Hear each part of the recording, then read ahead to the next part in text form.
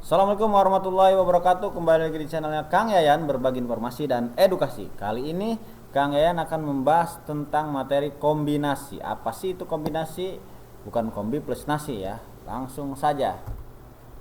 Pengertian kombinasi.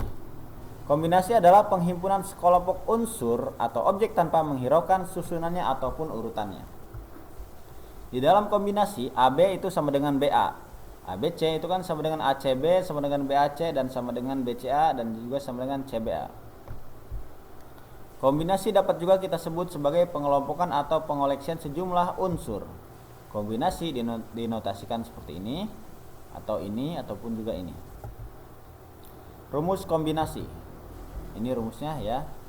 N faktorial dibagi K faktorial dalam kurung N dikurangi K faktorial. N itu banyaknya semua kejadian, K itu kejadian yang diinginkan ya. Contoh, 3 orang pengurus OSIS dipilih dari 8 orang untuk mewakili sekolah dalam sebuah acara. Tentukan banyak cara menentukan 3 utusan itu. Dalam soal ini kan jelas tidak ada urutan ataupun tidak ada susunan ya. Jelas sekali. Jawab, N-nya 8, K-nya 3, maka N faktorialnya kan 8, K faktorialnya kan 3, N-nya 8, K-nya 3, maka 8 kali 7 kali 6 kali 5 faktorial per 3 faktorial dalam kurung 8 kurangi 3 kan 5 faktorial kan, di sini kan ada faktorialnya turun. Ini dengan ini bisa kita coret, atau 5 faktorial dibagi 5 faktorial kan 1 ya.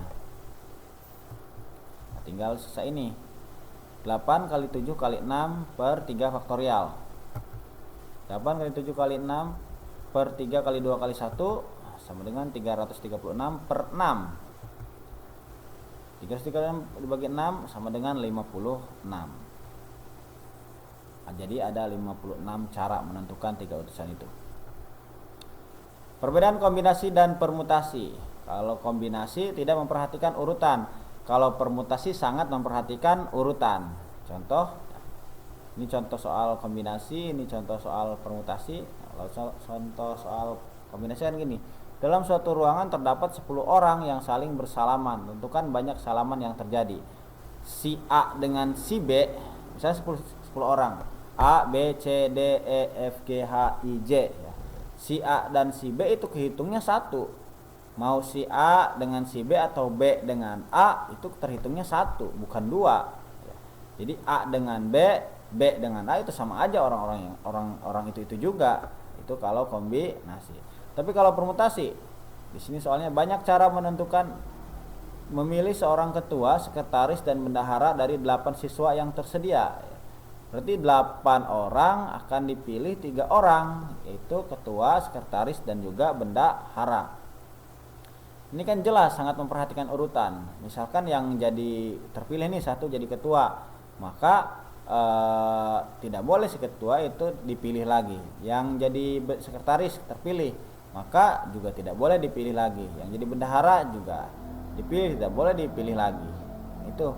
Jadi dari soal yang ini terlihat jelas kalau kombinasi itu tidak memperhatikan urutan, kalau permutasi sangat memperhatikan urutan. Kalau permutasi AB itu tidak sama dengan BA ya. Tapi kalau kombinasi AB itu sama dengan BA. Ini rumusnya 10 faktorial dibagi 2 faktorial. Kenapa 2 faktorial? Kan bersalaman kan berarti 2 orang. Jadi N-nya 10, K-nya 2. Ini 10 kurangi 2, 10 kali 9 kali 8 faktorial. Ini kan 10 dikurangi 2 kan 8 ya, 8 faktorial. Ini kita bagi atau kita coret, tinggal 90 dibagi 2 kali 1 atau dibagi 2 ya. 90 dibagi 2 sama dengan 45. Kalau yang ini N-nya kan 8, R-nya 3. Maka ini pakai permutasi ya. N faktorial dibagi dalam kurung N dikurangi R faktorial. Nah, ini 8 faktorial bagi 8 dikurangi 3 faktorial. Nah, dengan ini 336 cara. Bisa kita lihat dari rumusnya yang membedakan antara permutasi dan kombinasi. Kalau di kombinasi ada K faktorial di sini. Kalau di permutasi tidak ada ya. Jadi kalau di kombinasi itu lebih banyak pembaginya ya. Latihan, ini ada 3 soal, ya, silahkan dikerjakan.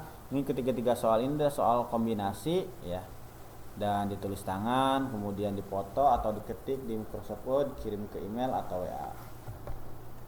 See you next time. Terima kasih, tetap semangat belajarnya ya. Bantu share agar memberikan manfaat bagi banyak orang. Terima kasih telah menyimak video ini. Terima kasih telah semangat belajar. Assalamualaikum warahmatullahi wabarakatuh.